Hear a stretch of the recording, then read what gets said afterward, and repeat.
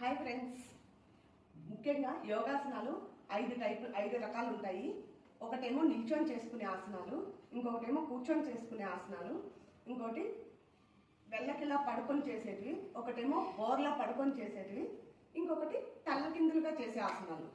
నేను ఇన్ని రోజులు మీకు నిల్చొని చేసే ఆసనాలు కొన్ని చెప్పాను. తర్వాత ఈరోజేమో కూర్చొని చేసేటివి చెప్తాను. మళ్ళీ అన్ని డీప్గా ఒక్కొక్కటి దాని గురించి వివరిస్తాను. కొంచెం సింపుల్ ఎక్సర్సైజ్ నిల్చొని చేసేటివి చేసుకున్నాక ఆ తర్వాత కూర్చొని ఇలా చేసుకున్నాము అంటే చాలా యాక్టివ్గా బ్లడ్ సర్క్యులేషన్ బాగా జరుగుతుంది. బ్రీత్ అవుట్ చేయడం వలన మన హెల్త్ కూడా చాలా చక్కగా ఉంటుంది. తప్పకుండా చేయండి, ట్రై చేయండి. నేను చేస్తున్నాను. సింపుల్ ఎక్సర్సైజెస్, మామూలు ఏ చేయాలన్నా సింపుల్గా మనం వార్మప్ చేసుకోవాలి. జస్ట్ ఒక 5 చేస్తాను.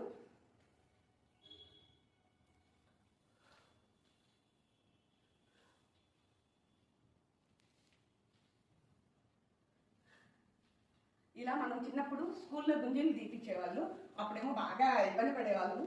ఇప్పుడు ఇది చేస్తే చాలా హెల్త్ బెనిఫిట్స్ ఉన్నాయి. చేయాలి, ఇప్పుడు తప్పదు, అంతేను. ఇది త్రికోణాసనం.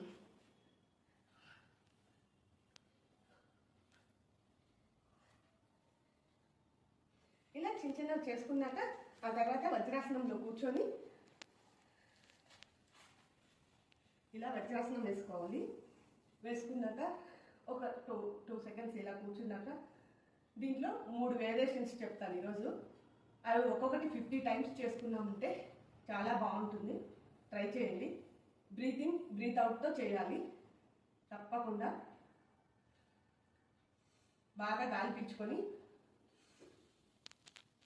1 2 3 4 5 6 7 8 9 10. ఇలా బ్రీత్ ఇన్ బ్రీత్ అవుట్. ఇలా వచ్చేటప్పుడు బ్రీతింగ్ అవ్వాలి, ఇలా వెళ్ళేటప్పటికి బ్రీత్ అవుట్ చేయాలి. ఇలా చేయడం వల్ల శ్వాస బాగా జరుగుతుంది. కాళ్ళు చేతులు అన్నీ దృఢంగా ఉంటాయి. బ్లడ్ సర్క్యులేషన్ బాగా జరుగుతుంది. తప్పకుండా ఇలా చేయండి. దీంట్లో ఇంకొక వేరియేషన్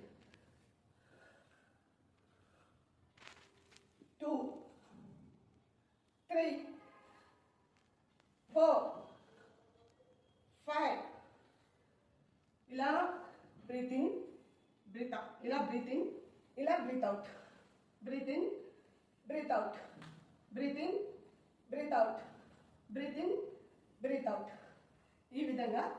ఇంకొకటి థర్డ్ వేరియేషన్. ఇలా 50 టైమ్స్. మనకు వీలైతే ఫస్ట్ 10 టైమ్స్ చేయండి. ఆ తర్వాత పెంచుకుంటే